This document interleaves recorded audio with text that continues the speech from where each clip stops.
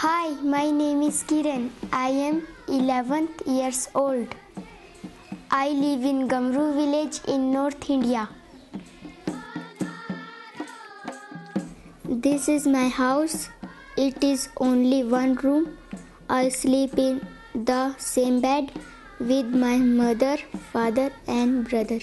This is my younger brother Dinesh. He also goes to Gamru School. He loves computer class. My parents are laborers. They work very hard but earn very little money. This is my school. Gamru Village School is a very special place.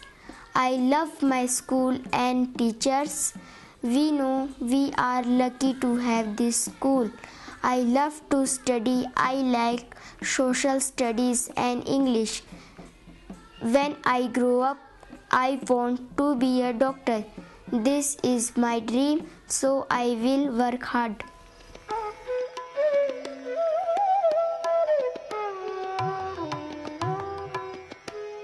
My name is Meenakshi Sharma and I am the principal of Gamru Village School. I have been in charge of the school since the very beginning and left a government career because I was so moved by the needs of these children. It has been a very humbling and enriching experience. As school principal, I am very proud of the work we do here and the commitment of our staff. The rapport they have with the students is something truly wonderful. We work hard to teach in an innovative way, provide as many extracurricular opportunities as possible, as well as the feeding program, medical care and health awareness. Many of these children come from families who have never received an education and don't see the benefit of sending their children to school. When we find out about cases like this, we visit the families in their homes and explain that we can help to give the children a better future. We are usually successful and the children come to school. I am also particularly proud that we have been able to help some special needs students who otherwise would have gone without an education. Gaurav is 18 years old and technically should not still attend school, but we fought to keep him here. He is profoundly deaf and has cerebral palsy, which was not diagnosed early enough to help him. He attended several schools where he did not receive the correct help and kept running away, deeply unhappy. He came to us 3 years ago and studies with younger students in 6th class who help him along, are very protective of him. He feels happy and secure here and has learned valuable social skills. He never stops smiling. He wants to be an electrician. His parents wanted him to leave school this year, but Gaurav refused. He does not want to leave. If ever his mom tries to keep him at home, he runs to school. Kailash was born with severe disfigurement of the skull and only has one eye. Due to his appearance, he was teased and shunned in school in his home village. We persuaded his parents to let him attend Gamru Village School and have pledged to help him receive the series of surgical operations he will need later in life to help him integrate fully into society. Before he arrived, I spoke with our students to explain that someone who looked different would be joining our school. I told them that he had a difficult time and to please make him feel welcome. Here he is a normal little boy with many friends. and is not at all conscious of being different. He is bright and doing well. Every year our 8th class students ask me to please build a bigger school quickly so they can stay here and study. We desperately want to keep them here until 10th standard, but it is just not possible. We just don't have the space. It breaks my heart to have to tell them that they will have to leave soon.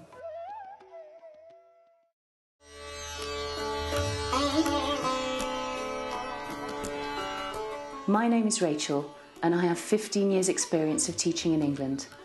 I've been involved with Gamru School since 2008 when I saw for the first time just how special and magical a place it is. I was blown away by the teachers and the students, their commitment to learning and the happy, supportive atmosphere there. It was immediately clear that everyone loved and respected each other. I decided there and then to help in whatever small way I could by fundraising and volunteering. In the West, many students have become disinterested in study and would rather be anywhere else but school. Here I see children running to school with huge smiles on their faces. They greet their teachers with enthusiasm and they're always polite. Good morning, sir. In the West, our students have everything they need at their fingertips in order to learn. The best technology, facilities, classrooms, teachers and materials. Yet many seem not to value any of this and take it for granted. Here the opposite is true. These children have so little, but they appreciate everything they have and they know its value. They understand just how lucky they are to attend Gamru School and have teachers who really care about them. Gamru School provides them with an innovative curriculum, books, uniforms, a nutritious lunch, as well as breakfast for the nursery students, and all the personal care and attention they need, fee-free. It is not, however, easily achieved.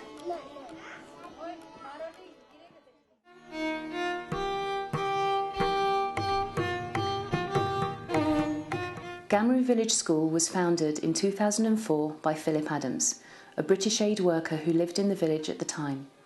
What he saw were children hanging around the village during the day, often looking after younger siblings. He wondered why they were not at school. After making some inquiries, he soon found out the reason for their non-attendance. They all came from very poor homes. Their parents were often migrant labourers who didn't send their children to school because they could not afford the uniform, books and stationery. With the help of the local Rotary Club, Phil found a vacant building and persuaded parents to let their children attend. Gamru Village School started out with 45 students. As of 2012, there are 154 students in attendance.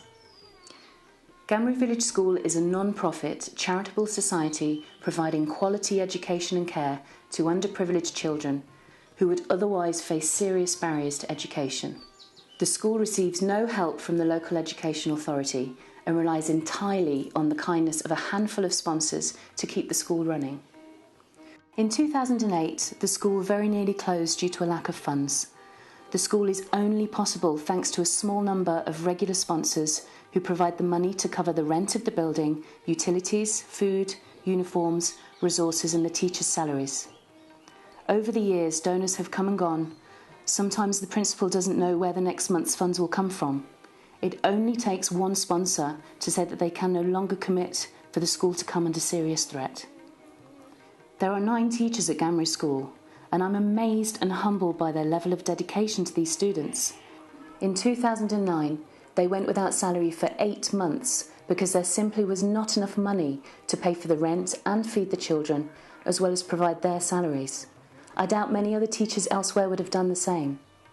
When you consider how low their salaries are in comparison to the salaries available at government schools, it's incredible that they don't look to leave, as they could easily earn 5 or 6 times more elsewhere. There simply is not enough money to reward them for their commitment and for all the incredible work they do.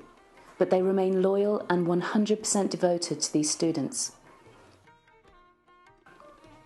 The children get very excited when it is their time to attend computer class. Unfortunately, there are only 2 computers in the school, so they wait patiently for their turns. Seeing the joy on their faces whilst learning the simplest of skills is a real pleasure for me. Unfortunately, however, computer classes are often cancelled due to power cuts. Regular lack of power is a problem all year round.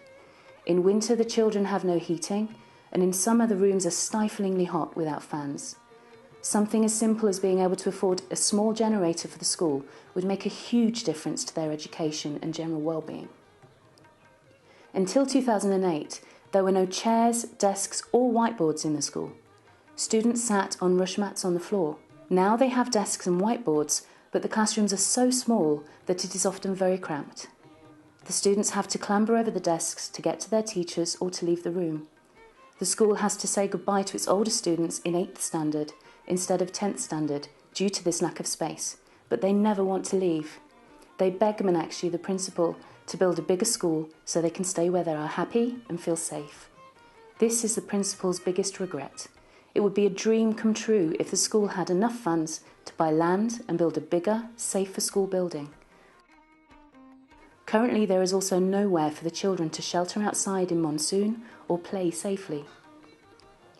The students at Gamru are keen learners and work hard.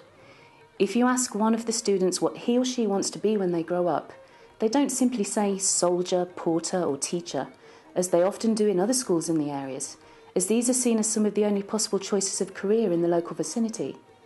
Gamru students, they dare to dream. Many want to be scientists, engineers, doctors, detectives, nurses, even astronauts. At Gamru, the teachers inspire the children to work hard and aim high. Anything is possible with hard work and self-belief. They deserve a brighter future, and with the correct sponsorship, their dreams could be turned into a reality. I've experienced this firsthand. After sponsoring an Indian girl for 8 years from the age of 13, I've seen her grow up to become a top surgical nurse in the emergency room, who now saves hundreds of lives each year, trains other nurses, supports her family, and gives back to society. This showed me that each life we affect can go on to influence and change thousands of other lives for the better. That is why I am so committed to helping these children and to breaking down the barrier to education that is poverty.